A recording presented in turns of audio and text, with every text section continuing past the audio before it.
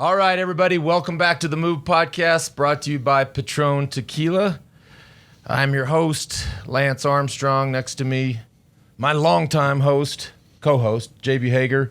And over there, mi amigo, George Hincapie. And I know, it looks different. We got a bigger trailer. We upgraded to a bigger trailer. No more Airstream. So this is what it's going to look like for 3 weeks. Actually, not true, because George is making us go to Boise for a couple of days. Next weekend already. Anyhow, we're talking about stage one of the 2019 Tour de France from Brussels to Brussels. Yes, you heard it right. We started and finished in the same place. 194 kilometers, roughly 122 miles, fast day, 44 kilometers an hour approximately on average. Before we get into the nuts and bolts, let's call it, of this stage one, a little bit of business. Talking about, we've been really fortunate to have some great supporters on this show, and that continues to grow and makes things like this possible. Today's show is brought to you by Roca Sunglasses. This is a line that I've been wearing recently here a lot. Based in Austin, Texas, started in a garage. Most importantly, started by athletes for athletes, and I got to tell you, the lens quality, the fit, the function, some of the best I've ridden. Primarily my whole career with one sunglass or one manufacturer, but these are, I tell you what, man, they're next level. And for our listeners exclusively, if you go to roca.com, www.roca.com/themove, 20% off on your initial purchase. So thanks to Roca. Also, today's show brought to you by, as it was last year, every day, by PowerDot Full Disclosure. This is a company that we know and love well. We know them and love them so well that we've invested in the company over at Next Ventures. But anybody with an ache or a pain or a soreness or an illness, or not an illness, but a tendonitis, let's say, the most mobile e-stim unit you can think of. Just throw in your backpack, hit the road, TSA approved, no problems. Download the app, Bluetooth enabled. Really love this product. And to get your 20% off, go to www.powerdot.com, and the buy code is the move. Go check it out. All right. So yeah, here we are in this new studio, and it really is. We're in downtown Aspen, the booming metropolis that is downtown Aspen. So you never know who might be coming by the studio. We're now with a little more space, a bit of a star-studded town. So you never know what friend might pop over for a show. Right? We went on a bike ride yesterday with Brett Favre. Dude can ride. I tell you what, I've ridden my first ride with Favre, number 4. I like to call him number 4. Was probably 2 or 3 years ago, and I got to say, he was nervous on the bike, and B, he just wasn't that strong. And then we've done Bo Bikes Bama with him. The dude was in the front group yesterday going up Ashcroft. Front group. I personally had a huge day yesterday. Rode with you guys. Got to ride with Brett Favre. I mean, my hero, watching football. Got to ride with my son up the Maroon Bells, and I got a compliment from this man right here, Lance Armstrong. I get one of those once a year. He said he actually liked my kit. I thought I didn't hear him correctly, but he complimented my kit. No, I lied. It's a big day for me. Huge. George. Looked good. You normally, some of the colors and stuff you bust out sometimes, I'm like, dude, you're 48 years old. 48? Chill, bro. I'm 46. 46. You don't. The 46-year-olds don't wear colors like that. Yesterday was a perfect kit for a 46-year-old man. I got one coming for you. Appreciate it. So look, I mean, I guess before we get into it, I got a little bit of grief too from George because I got up a little late. I mean, they were going fast. They were moving fast. Everybody's fresh. Everybody's excited. Stage one. Everybody's going gangbusters. And so when I got up, there was only like I know. I woke up super excited. 6 a.m. Had my coffee. I'm all excited about this new studio. The plan is to go watch the finish at Lance's place. I get to Lance, the doors are locked, lights are off. I look in the kitchen, the curtains are closed. He's got no shirt on, making coffee. I'm like, dude, we watching this race or what? So, I did. First day jitters. I did have the race on. I had already. It was on the TV. No.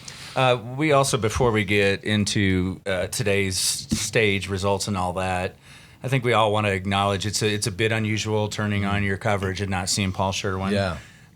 So he is definitely missed. That being said, I think Bob Roll has really stepped up, and he and Phil sounded seamless together. Yeah, hey, it's we all miss Paul. Paul, I've known Paul for a long, long time, and just really miss him in that. The tandem between Paul and Phil was special, and so I personally worried. I'm like, what? No pressure, Bob, but those are big shoes to fill, and how does that dynamic sound? And I hats off, man. Bobke, he was great. He was great. Bobke's stepping up to the plate, no doubt. I mean, we, like you said, we all miss Paul. Paul was one of the first friendly faces I had on Motorola. My first year pro as a 20-year-old kid, not knowing anything, and then saw me off on the podium of the Tour of Colorado when I retired in 2012, 19 years later. So he was a major part of our career. Great person, will be missed dearly. So here we go. We get also one other thing that I know you wanted to mention before we talk stage one is the decision not to bring Cavendish. There's been a lot of chatter. Mark Cavendish. This is not. I don't know why we're talking about this. It's Mark Cavendish. He's won 30 stages of the Tour de France. I get it. If he says he's good, I'm believing he's good. I'm going to miss him at this year's Tour de France. Wish he would have been there.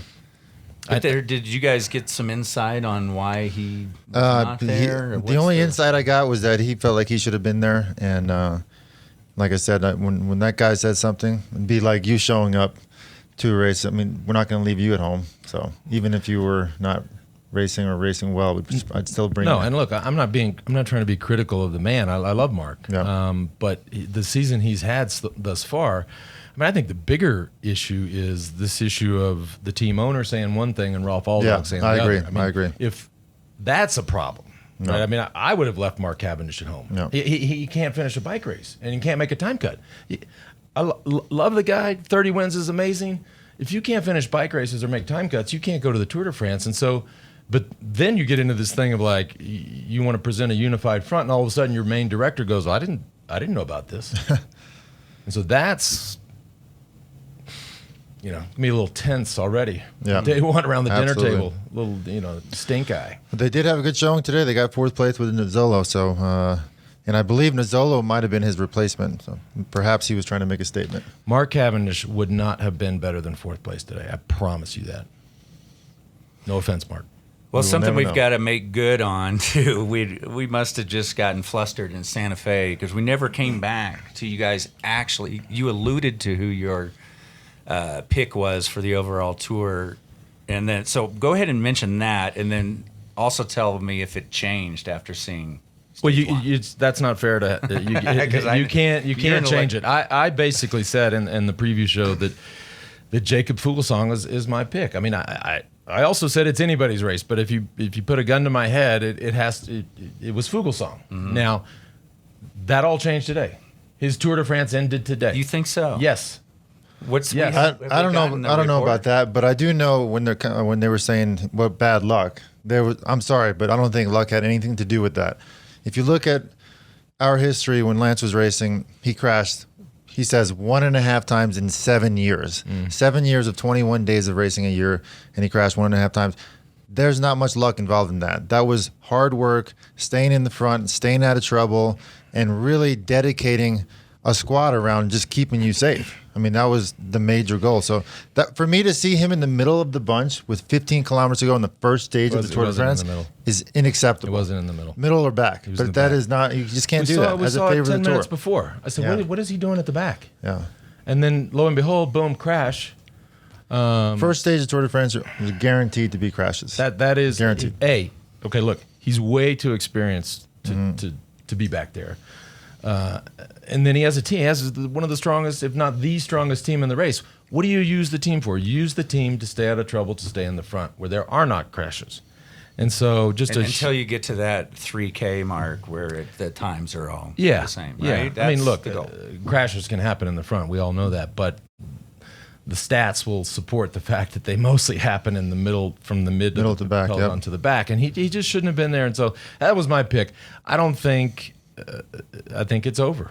And so I lose. I'm wrong. Did you see like something always. or get more of an injury report to know? All that we heard, here lately is that they took him to the hospital. Obviously, he had a big cut on his, on his eye, lots of blood coming down. It's just not. crashes, even if you can get up and resume and finish with the peloton, everything changes. And it's not like it's an easy stage tomorrow. So he's got a team time trial tomorrow, but everything is different. You sleep different. You sit on the saddle different. Your massage is different. Everything's different. And the whole plan for tomorrow's stage, him waking up early, riding the course with the guys, now he's worried about cleaning up his road rash, sticking to the sheets. I mean, it's everything. Like he said, everything gets affected. Well, let's ask Einstein over here who his pick is, because you didn't say the other day. I've already lost. You got free reign to just. Well, I appreciate that, because you guys didn't let me do it the other day. So thank you for giving me the opportunity. But I'm thinking, I got a dark horse pick, which is Vincenzo Nibali. Come on. He's sandbagging in the press. He might go for a couple of stages, doesn't. But if he has truly recovered from the Giro, we're talking about a former winner of the Tour de France, one of the best bike handlers in the bunch. No doubt. Not much pressure going in. These guys, the favorites, are going down like flies. Geraint Thomas crashed again today, which looked like a pretty hard crash. He seems to be okay, but and we need to talk more about that. Yeah, you crashed in the Tour of Switzerland. You go to the hospital. Apparently, he had a really good training block after that, but you crash your first race back. That's going to get in his head. And so even though I'm not saying he's done. I'm just saying that is You're picking Nibali. I'm picking Nibali. Yeah, yeah. Well, as I said in Santa Fe, I mean, he's one of these guys where as soon as you tape the number on or pin the number on his back, he races. And he can stay out of trouble. I mean, he is probably, outside of the sprinters who we have to say are the best bike handlers, but amongst the favorites, he's probably the best bike handler. Yep. Although Bernal, this young Colombian, he can ride a bike. So they had good presence today. Ineos was riding at the front. They were staying out of trouble for the most part until Geraint crashed. But yeah, it was not an ideal start for him. So can we talk about this kid who won? Yeah, and he's not even. I was watching the poster. He's not. He was a lead-out man. Where was his sprinter? I don't know, but I guess maybe he hit the pavement. Tunison. I mean, I've never. Yeah, he's had a great season. We thought it was Van Aert for a minute.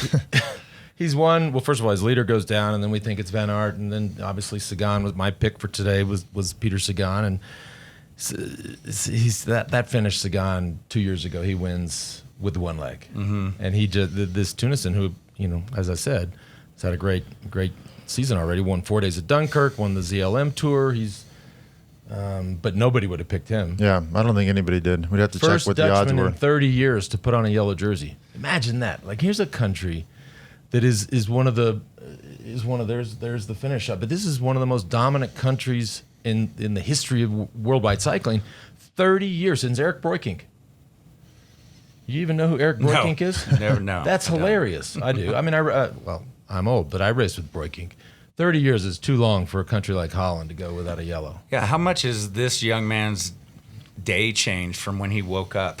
And he's sitting in yellow, and he's unreal. Yeah, but he's not a nobody. I mean, even if you go back and as an amateur, he won the amateur Paris-Roubaix. He's a legit bike racer, but nobody would have envisioned him coming around Peter Sagan on stage one. And I think, as you said, the look from Sagan.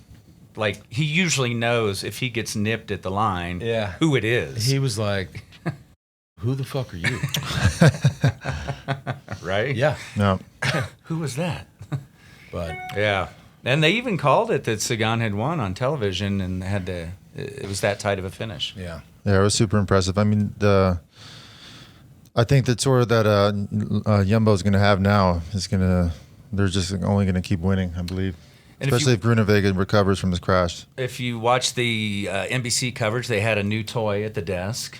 Their virtual sprint, as they kind of mapped it out. It was almost hologram. It was a hologram, and then they were moving the riders around. It was crazy. It was pretty cool. I like that. Pretty wild. Christian told me about it about a month ago. He was super excited about it. But not to be outdone. No. We brought in the same technology. Yeah, with all due respect, we have the same technology. With all due respect, and this kind of popped up in our infinite pursuit to make our show better and our limited budget. We are going to do our own hologram. So how did the sprint play out, George? Here's a little bit of water. Okay, here we go. What's going to happen? By the way, this is for first stab at it. I'm going to totally screw this up, and I'm going to give it my best shot. Should I stand up for this? Yeah, I think so. Yeah, I think you should. Yeah. I think. All right, so I'm just going to move your mic over so we can hear you. Move it over. Just lift it up. Lift it up. It'll go wherever you want it to go. I don't know how this thing works. I'm going to take it from about sick. from about 700 meters to go. We see Matteo Trentin or might have been 600 meters ago, but a very early move. And we were trying to discuss why was he doing that? Was he leading somebody out or not? But Sagan can really ride wherever he wants. He's hanging about 3-4 wheels back. What happens with 300 meters to go, 250 to 300, Sagan and Corbelli go at the same time. So, in my observation, at this point, you can't even see Tunisian. I think this is better than the hologram. We're not looking at Tunisian.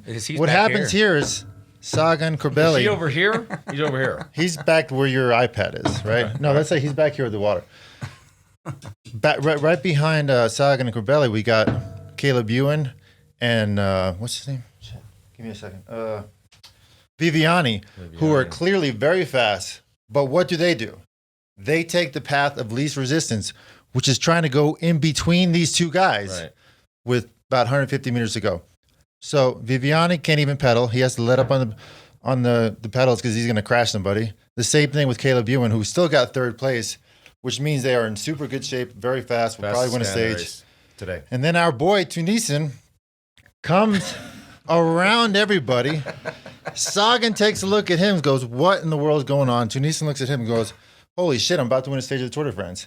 And he wins the Tour de France. He took the windy part, but he waited to the absolute last minute when these guys were running out of steam and said, "Seeing the douches," as our old friend Vyacheslav Ekimov used to say.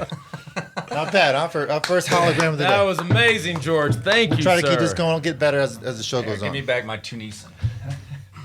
Well done, George. Thank you. Well done. And for the folks listening on iTunes or however you're listening, man, you missed it. You had to see this to believe it. I mean, it's a little hard to listen to that if you were just blinded and listening. But boy, I mean, you guys moved back by this kind of quickly. And George, you talked about Geraint Thomas, who's clearly a favorite, the Ineos favorite, although you like Bernal.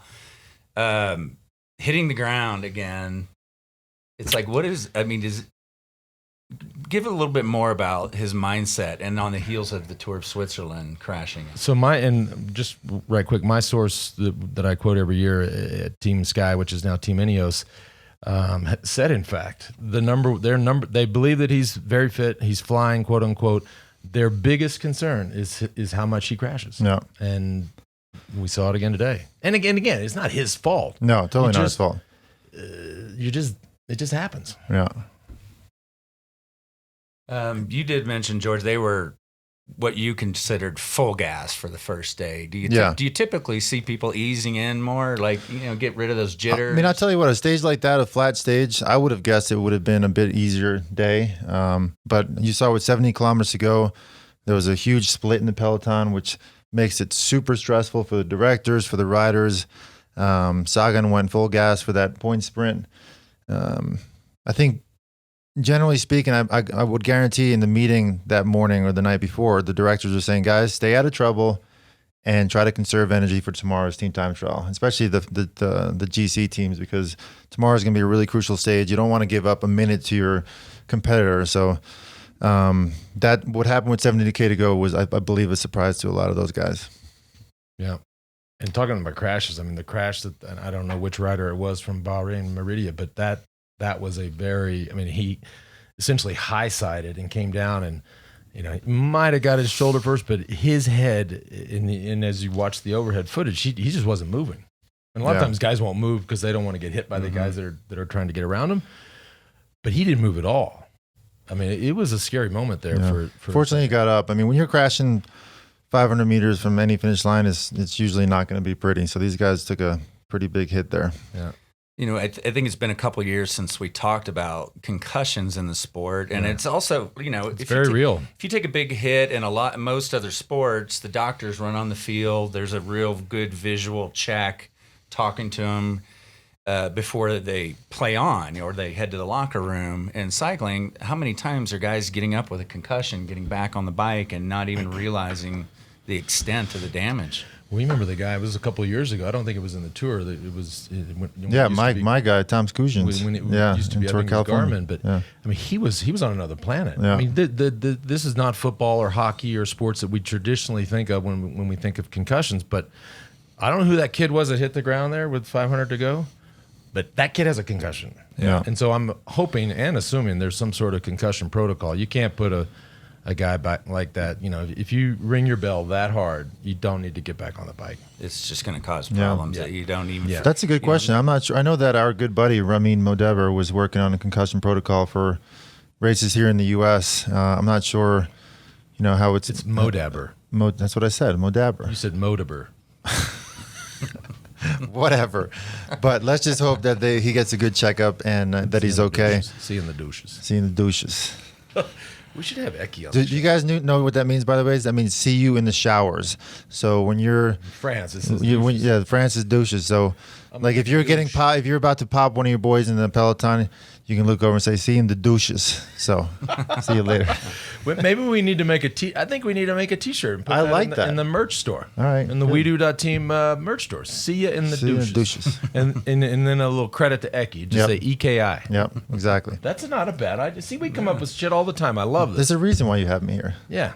Let's take care of a little more business before we get into talking about tomorrow's team time trial, which we will touch on it a little bit, but I think most excited for me is that Johan Brunel and JB will continue to do their, let's call it a preview show. So we'll get into it. George and I both love the team time trial, but Johan and JB will really break down the tactics and strategy of team time trials. But before we get to that, a little more business. This show is also brought to you by Brew Coffee, my good friends from Austin, Texas. Cold brewed for those who do. I love that. A new hologram partners also. And they, you know what? When they decided to buy ads on this show, they had no idea, George. They didn't know. Promised them that we were going to make. They're also the sponsor of the hologram. Yep. 6 different flavors, all natural energy, equivalent to 2 cups of coffee. Gotta love that. And one thing I learned just today is that Shakira is an investor. Jeez. Did you? And I also didn't know that Shakira has the second biggest following on Facebook. The second biggest. The second biggest following on Facebook. And you'll love this, George. Do you know this? She's from Colombia. Of course I know that. Oh, because you're Colombian. Yes. That's amazing. We love Shakira. Brew Coffee, cold brewed for those who do. Every day. Today I'm rocking the black and bold. I needed a little. You know I needed a little. Yeah, you need a little. I needed a little black and bold this morning, and I even went to bed early last night. All right, last thing we got it. Road ID is a sponsor of ours, partner of ours. We have a contest every day, and here it is. It's a trivia contest. This is crazy, and this is where I get into this thing. Like the tour always. It's like every year they have some new thing where it's like I remember when we were doing the tour. It was like, oh, it's the 100th tour. Yeah. Or the 100th anniversary. There's always a celebration. And now this year they're saying it's the 100th year of the yellow jersey. Yeah. I mean, So there wasn't always a yellow jersey. We had no idea. I assumed No. the tour started in 1903. We're now in 2019. I just assumed they had the yellow jersey. How did I not know that they haven't had a yellow jersey? So they went 16 years without a yellow jersey. Just some dude wins. No. Like, here you go, you win. Anyways. Here's how you play the game. Head over to roadid.com/France. Today's question. Introduced 100 years ago, the fabled yellow jersey was first worn by whom on July 18th, 1919? Go to roadid.com/France to answer this question and score a chance. Between France, Chance, and Lance, I'm confused. To win today's daily prize, which is a GoPro Hero 7 Black. So one lucky winner will even take home a $10,000 BMC shopping spree. Ooh. Dude, 10 grand, that's a lot. Again, that's at roadid.com/France. For a limited time, if you use the coupon code France, again, FRANCE, at roadid.com, you'll score $5 off the one piece of gear no cyclist should ride without. And I agree. I think you're out there with all these damn cars, these crazy drivers looking at their phones all the time now, and you get laid out, and you can't speak or think or talk, or you're. I mean, and I've printed my insurance information on there too, because if I end up going to the hospital, I want the doctors to know that this guy's insured. 100%. Right? Yeah. And in case you're wondering, road IDs range in price from a mere $20 to $35. So not only are they inexpensive, but they look cool. They last forever and just might save your life. Tomorrow's team time trial. You guys love the team time trial. It's, as we said in the preview show, short team time trial, short individual time trial, to make that not as big of a factor in this year's tour. But well, it will be a factor. It always is. But one thing that I think is interesting is this is the earliest I've ever seen a team time trial. Yeah. You're never on day 2 to have a team time trial. Never seen it on day 2. And then just before we get into, and I want to give a shout out to Joe Lindsay, because I found this tweet of his to be, I wouldn't have thought of this. I found it interesting though. He says, today's crash in the tour has broader effect than just the riders who hit the ground. Sunday's team time trial has the team starting in reverse order of the team GC, not individual GC. So Ineos, right, starts first. Might sound like a small thing, but likely not the start position that they wanted, as there will be no time splits to benchmark off of. I think that's a great point, Joe. I mean, that's, when you always want, ideally you want to start last. You want all the data that you can have. Well, we would be conscientious of that. Our Johan would tell us, hey guys, I need 3 of you to finish kind of further up in the peloton, so we get later start times in the next day's team time trial. I don't know if you remember that, but that was very important to be able to get those time splits throughout the race. Yep. So if everyone has the same time from the sprint finish today, and it's a team time trial, who does the team get to pick who gets the yellow jersey? Whoever wins tomorrow? It's whoever crosses the line first. So they've actually put them in, even if they're the same times from stage 1, that's something that's very difficult to plan. It'll be, the guys are going full gas, and it's not like they're jockeying for position to see who can take first. They're going to go as hard as they can. I mean, we had the same thing with our Colombian friend Victor Hugo Pena, who was got the yellow jersey because of the team time trial finish, and it was he spent about a week in the yellow jersey, which was great. El Tiburón. So thoughts on team time trial? Who's the strongest out there? I'm sticking. I mean, in Santa Fe, I called Mitchelton Scott. I'm sticking with that. Yeah, and they have a lot. They have a strong team, and furthermore, they it's important. They've got guys that they think can win the Tour de France. So you got it. I say it every year. Team time trial doesn't just count for team classification; it also counts for individual classification. I'm probably beating that one a bit too much, but it's true. I mean, it's free time if you have a strong team, and if you have a shitty team, which a lot of people do, then it's just lost time that you can't. All you can do is cry about that. Being as if it was, we used to have these guys back in there like Kelme and these Euskadi. They sucked. They sucked. At the team time trial. But they had these good individual guys, whether it's Mayo or Escartin or whatever. I'm like, dude, you're losing 3 minutes. Yeah. Being that we just celebrated July 4th, I'm going to go with the patriotic pick and go with EF Education. I feel like they trained well. They planned a lot around this team time trial. They got some great rouleurs on the team. So that's my pick, the American team. Awesome. And I was just, I say it every year, but I just, and I always think it just can't keep happening. Jens Voigt is still on TV. It is. I miss those cut-ins. He was there. Oh boy. Well, I love Jens compared to the other guy, but we'll talk about that later. Hey, if you want to do something fun, if you're a member, hello, you're seeing this in real time. But for everybody else, we put it out on Facebook. Later in the afternoon, we put it on YouTube, and then of course wherever you get the audio podcast, if that's the way you prefer it.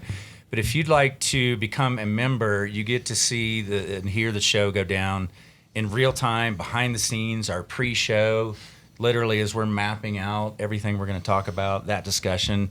And we'll probably do some happy hours again for the members, which was fun. Well, we're definitely going to do some happy hours, but we can also do it for the members. We're going to do both. Well, during the happy hours for the members, we take your questions in real time for Lance and George. Honestly, I don't remember the last time I didn't have a happy hour. So that's one thing. I had another idea for the members, okay?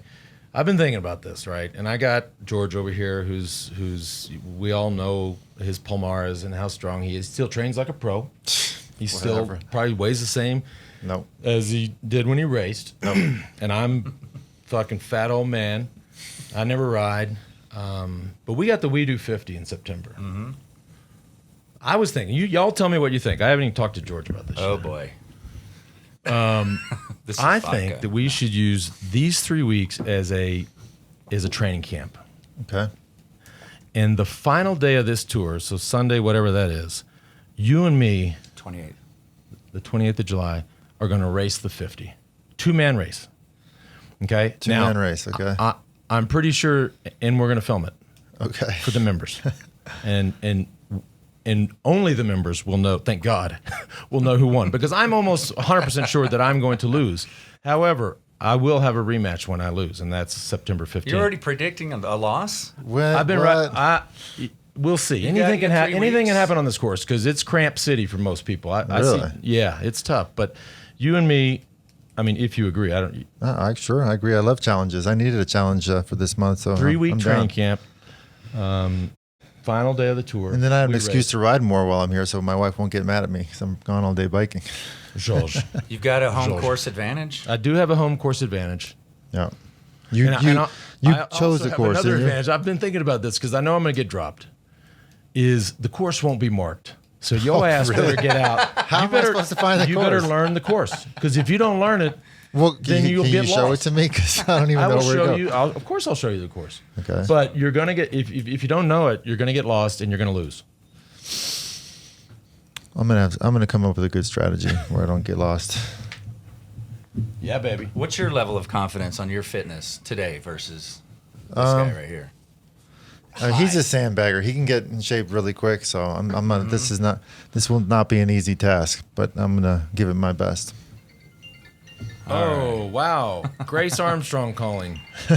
Hey, on that note, we're going to wrap up our Stage 1 coverage. Obviously, new gear in the shop. That's a new tee that Lance is wearing. Lots of new hats, lots of new tees, kits, whatever you want. In the We Do shop, there's tumblers, there's pint glasses. Notepads. George, show the I didn't get one. I'm waiting. I got a piece of paper. It's my notepad. Actually, speaking of membership, so last year we had, the members got a members-only T-shirt, so an exclusive tee. This year we bumped it up a little bit. They also get like one of these tote bags, like a zip. What do you call those things? Like the little string bag. String bag that everybody. And stuff. They're super cool, super practical. And then inside the bag you get the ballpoint pen that George is wearing. Lots of new stuff. Lots of new stuff. Check it out. That's at wedo.team. And of course your comments. Since this is day one, we will dig into those starting tomorrow. Just send that email to themove@wedo.team. Tune in for tomorrow. Tomorrow is one of my favorite stages in the whole Tour de France. One of my favorite events, team time trial, the most stressful event you can imagine doing. So don't forget to miss it. We keep competing here for the last word, but George, you were really good at the team time trial, actually. Thank you. That's another compliment. Two in a year. 2 days. And not to get the last word, but the next show you get on our audio podcast will be myself and Johan looking deep into the team time trial because he's really good at predicting and analyzing and tactics. So that'll be the next program, and we're back tomorrow. Cool. Thanks, y'all. Thank you.